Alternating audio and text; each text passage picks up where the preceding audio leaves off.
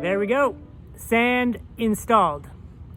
Now, please don't let this be a wasted effort.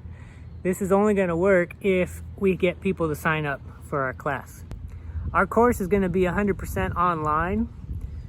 What that's going to look like is you'll get to watch me install irrigation here in the sandbox. I'm going to send you parts, and at home you're going to figure out how to put it together yourself, following along with the instructions.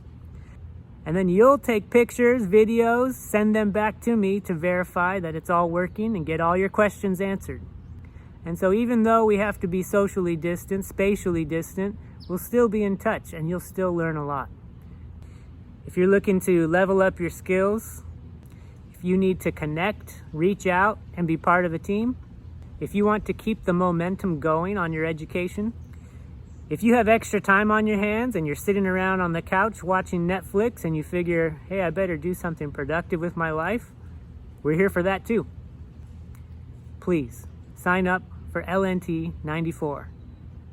Sprinkler system, installation, maintenance, and repair, Southwestern College.